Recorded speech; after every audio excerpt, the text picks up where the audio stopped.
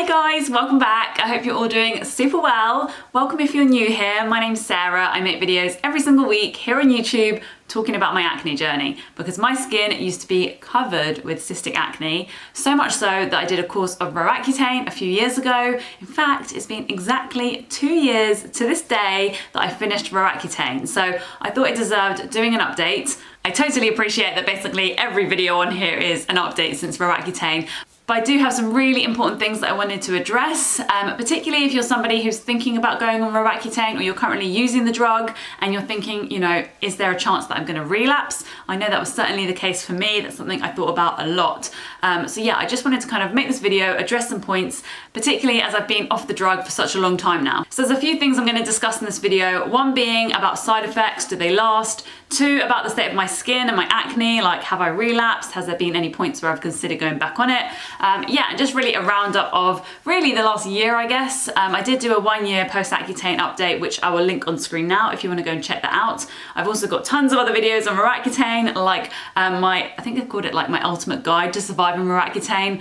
And I also did what I wish I knew before I started going on Accutane, because there's tons of things that I learned whilst being on the drug. So yeah, I've got a whole playlist in fact, so let me link that on screen now if you're interested. But without further ado, let's get into today's video. I'm going to kick this video off with this first point, which is that if you have acne prone skin, it is totally normal to break out from time to time. So if you finish roaccutane and you find yourself getting a few spots, please do not panic, because it happens to all of us. No one is going to go through life just having perfect skin. I mean, sure, there probably are a few people, but if you're like me and you've been on roaccutane, you have acne prone skin, then a couple of spots every now and then, I promise, is nothing to panic about. And even if you see your skin worsening at times, I really would hold back from stressing about it, because honestly, your skin's just going to be like this throughout your life. There's going to be certain things that trigger it, and that is just life. It does not mean that you're relapsing. It does not mean that you need a second course or a third, fourth, fifth course of Accutane. It just means that you might be going through something at the moment which is causing your skin to break out, and you can very much clear it up with less harsh methods, I guess. Things like adjusting lifestyle, skincare, tons of things that I talk about on this channel. It is certainly possible, and I've done it plenty of times. I do find that for me, like my emotions, like my stress, that really does trigger my skin, as well as hormones, unfortunately. Like during ovulation is definitely a key time where I'm more prone to break out. And the only reason that I know my body this well and I totally understand my triggers is because I've tracked them. So if you are somebody who's finished roaccutane and you're finding that you're breaking out from time to time and you're not sure why, I would highly encourage you to track this. And by tracking it, I mean, I keep a diary and I note when I break out, I note like what the things are that I've eaten, what I'm feeling, like what I've done that day, like tons of things, like any skincare that I change. So yeah, if that's you, then I would really recommend doing that as well. The biggest thing that I've learned this year is just to let it go, and honestly, it helps my skin clear up so much quicker, and honestly, it's so much better feeling good, right? Like, who wants to be stressing about their skin their entire life?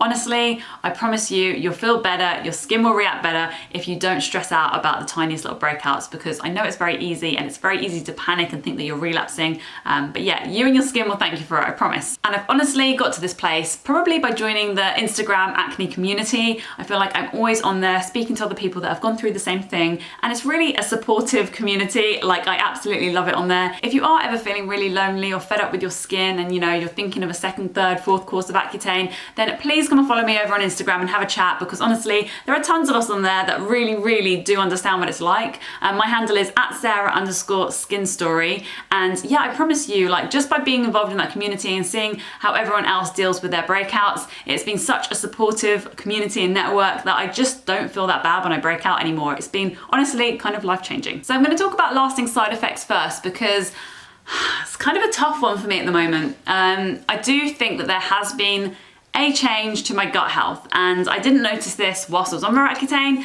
and I definitely didn't notice it the first year, maybe even year and a half since roaccutane, but over the last 6 months things have really been changing, and I can't link them directly to roaccutane. I'll never be able to prove that they are associated to roaccutane, but I think it's really worth noting in this video that for the last 6 months I've had IBS quite severely, and I've also had chronic acid reflux. And yeah, they may be completely irrelevant. I totally appreciate that. But I just wanted to put it out there because there has been links to things like Crohn's disease and other gut issues.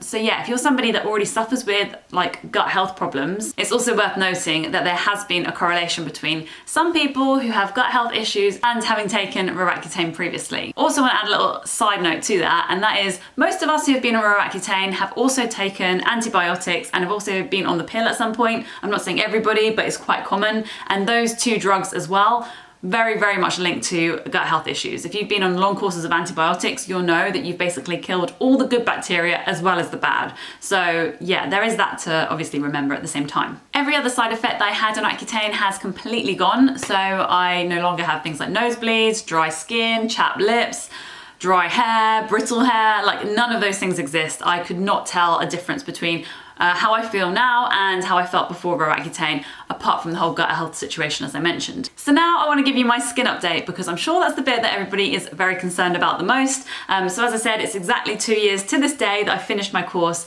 and my skin honestly is something that I love. Like, I actually love my skin. I look at it in the morning and I think I am so grateful that I did the whole course of roaccutane, that I've really worked on how I feel about myself, that I take care of myself, and as a result I have got the skin that I've always wanted. Now, that's not to say I don't break out, because trust me, I do. I did this whole experiment with Differin, as you might have seen in last week's video, which has definitely reacted to my skin. It's kind of calming down a little bit now, and definitely during ovulation I'm very much more susceptible to breakouts, so I avoid things around that time of the month like really high sugary foods. I mean, I generally avoid those anyway, but I'm particularly careful not to have too much sugar, even things like fruit, during ovulation, because my skin can react. One of the side effects actually that I haven't touched upon, and that is a great side effect, is that my pores are so much smaller and they have remained smaller. So, I mean, don't get me wrong, they're not as smooth as they were when I was on the drug. I've definitely noticed that they kind of look a little bit bigger than they did then, but I have not got the same size pores as I did before roaccutane, which is honestly just amazing. I would also say that my general skin texture is so much better since roaccutane. I feel like everything's just a lot smoother. I just really never feel like there's, I don't know, like much texture, which is weird because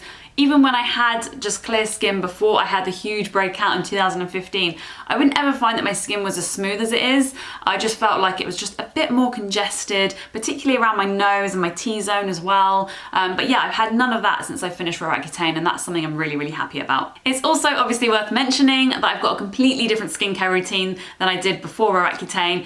Most importantly, over the last year, I've been using Tretton Owen. So the first year after roaccutane, I just used really simple skincare. It was literally just a cleanser and a moisturizer.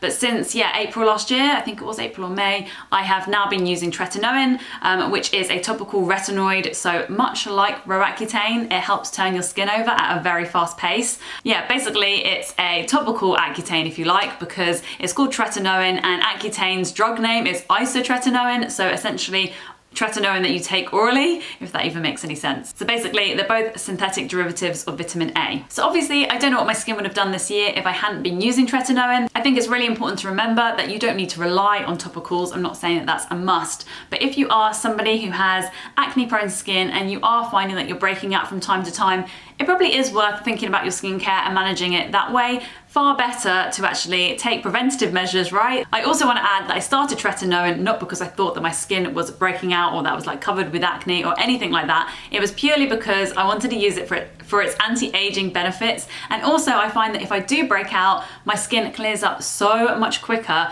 and I really do think I've got Tretton Owen to thank for that. If I honestly had to take roaccutane again, I absolutely would. It was one of the best decisions I made for my skin, and I'm constantly saying that. But yeah, I honestly feel so happy with my skin. I'm so grateful for the drug, and yeah, I have absolutely no regrets about going on it. I have got a full year's worth of skin updates because obviously, as I said, I've been using Tretton Owen. So if you want to follow my Tretton Owen journey, if you want to see the previous videos and see how far my skin has come, then please click the box below, click the video, and it will take you to the playlist, and I will see you over there. Thanks guys. And this is where I've really had to put Tretton Owen to the test and see if it can resolve those things. And so far I'm super excited because even though my skin is so sensitive and really prone to scarring, I have noticed that actually Tretton Owen does a really good job of actually rebuilding